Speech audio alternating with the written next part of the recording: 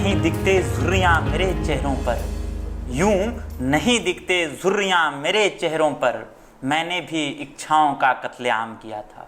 नमस्कार, मैं कवि नीलेश शाह कहता बेगूसराय बढ़ता बेगूसराय के इस खास मुहिम में आज अमित कुमार सिंह शर्मा से मुखातिब होऊंगा, जो गांधीवादी विचारधारा को बेगूसराय में प्रमोद बाबू और वासुदेव बाबू के बाद आगे बढ़ाने का काम कर रहे हैं।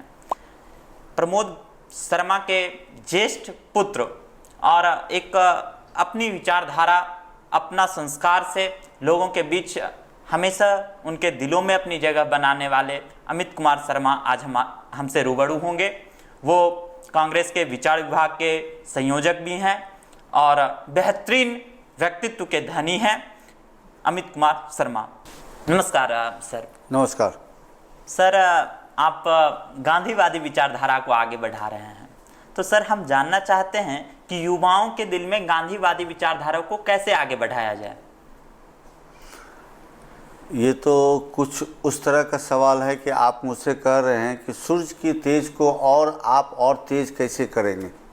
सूरज की तेज को क्या तेज किया जा सकता है? यहाँ आए होंगे बहुत से हमारे अभिभावक, बहुत से योद्धा जो बोले होंगे कि मैं हुंकार भरे होंगे कि मैं इस विचारधारा को बढ़ाऊंगा। मैं बहुत ही साधारण, बिल्कुल छोटा सा एक साधारण आदमी हूँ। मैं इसको बढ़ा नहीं सकता। हाँ, इतना ज़रूर कर सकता हूँ कि इसके ऊपर छाए हुए काले बादल को हटाने का मेरा प्रयास, जीवन प्रयत्न चलेगा। गांधी विचारधारा को बढ़ाने की आवश्यकता नहीं है, सिर्फ उस पर छाए बादल को हटाने की ज़रूरत है। सर, आप कांग्रेस के विचार विभाग के संयोजक भी हैं, तो वर्तमान समय में आप राजनीति में राज की नीति देखते हैं या नीति का राज देखते हैं? मेरे समझ से तो राज की नीति हो या नीति का राज हो, दोनों समाज हित में है। मेरा मानना है कि राज की नीति मतलब है कि खुद को आगे बढ़ा के समाज को फ़ायदा पहुंचाना, और नीति का राज का मतलब हुआ कि समाज के लिए खुद आगे बढ़ना। दोनों एक दूसरे का पूरक है। आज जो चल रहा है वह है राज के लिए अनीति और अनीति करने के लिए राज। तो हम इस दोनों को एक साथ रखते हैं और इन दोनों को एक साथ रखना चाहेंगे। सर, आपके पापा प्रोफेसर प्रमोद शर्मा, जो कि मटिहानी विधानसभा के विधायक भी रहे हैं और 10 साल तक रहे हैं, तो आप मटिहानी विधानसभा को बहुत करीब से जान रहे हैं। सर, अगर कहा जाए तो समस्याएं बहुत है विधानसभा में, किसी विधानसभा में समस्याएं बहुत है, लेकिन उसका निराकरण क्या है?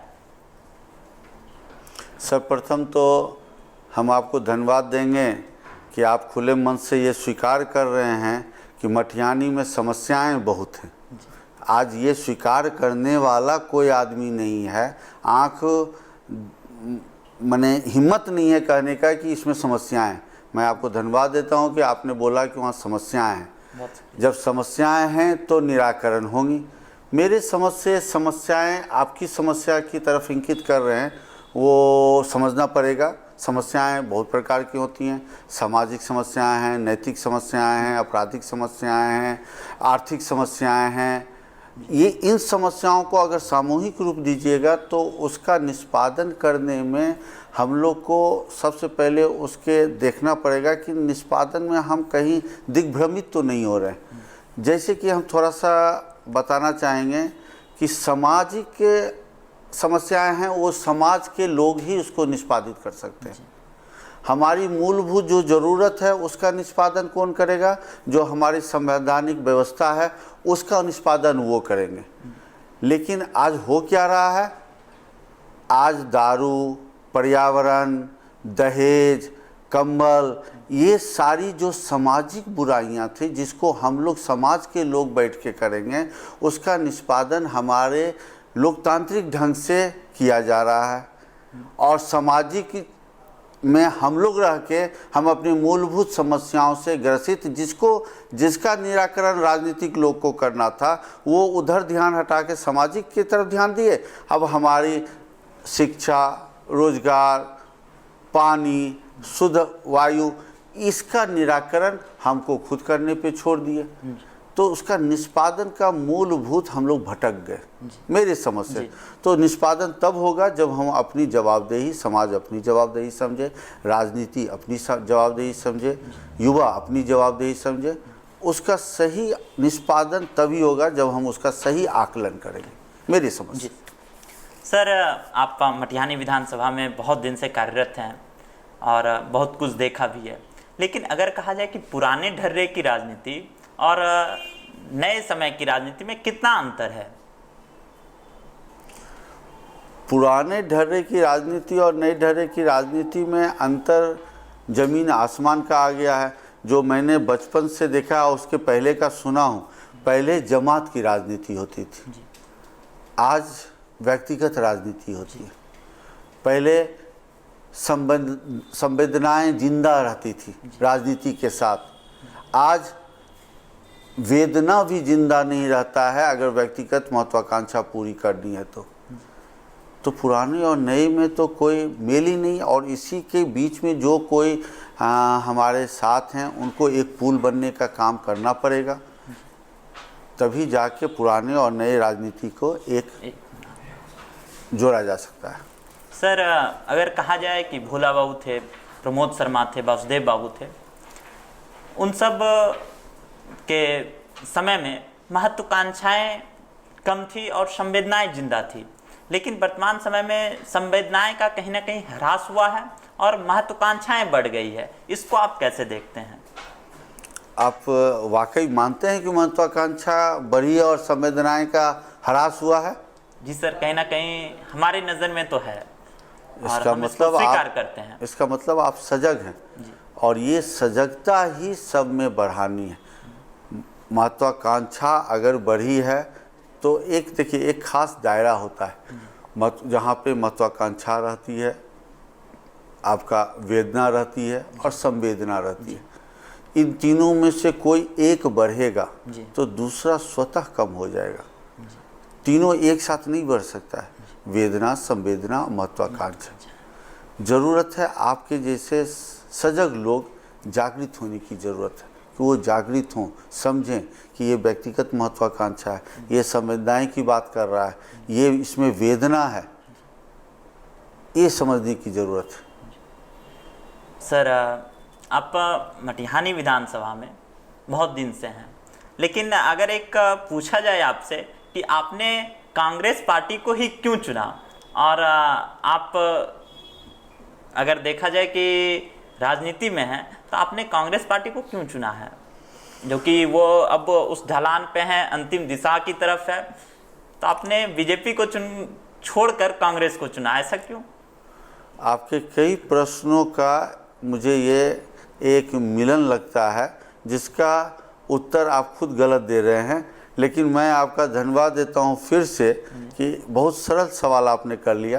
नहीं तो मुश्किल सवाल अगर आप हमसे कर लेते कि आपने अपने घर को क्यों चुना, जी, मटिहानी आपने अपने माँ बाप को क्यों चुना, ये सवाल अगर मुझसे कर लेते कि एक बच्चा क्या अपनी माँ बाप का निर्धारण कर सकता है, चुन सकता है, आपने तो ये सवाल हमसे नहीं किया। हम आपका धन्यवाद देते हैं कि आपने अपनी माँ बाप का चुनाव क्यों किया।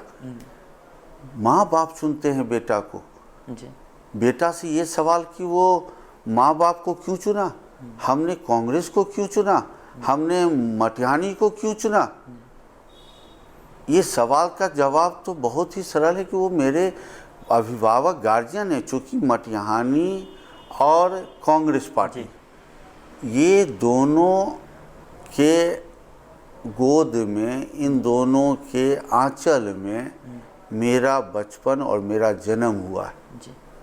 अब मेरे माँ, पिताजी, मटिहानी, कांग्रेस, इस सब को मैं चुन नहीं सकता हूँ।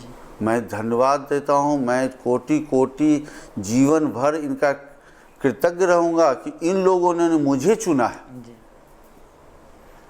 सर, सूत्रों से पता चला है कि आप महागठबंधन के अगले उम्मीदवार भी हो सकते हैं, कांग्रेस से या महागठबंधन से कह लें तो आप इसको किस तरह से पूरा करने की कोशिश करेंगे? इसका निर्वहन कैसे करना चाहेंगे आप? सूत्र पे तो मैं विश्वास नहीं करता हूँ, जी मैं सूत्र के समाधान पे विश्वास करता हूँ। जी गणित का स्टूडेंट रहा हूँ तो सूत्र बहुत होते हैं, सूत्र का समाधान वास्तविकता में उसका निराकरण है। लेकिन मेरा मानना है कि मेरे लिए ही नहीं, किसी भी प्रत्याशी के लिए व्यक्तिगत अगर निर्वाहन का वो अगर सोच रहे हैं कि पिछले 15 साल 10 साल 20 साल 2 दशक में प्रत्याशियों की हार इसलिए होती है क्योंकि वो व्यक्तिगत निर्वाहन की बात करते हैं, सोचते हैं और उसमें सफलता प्राप्त करने का दिन में वो सपना देखते हैं।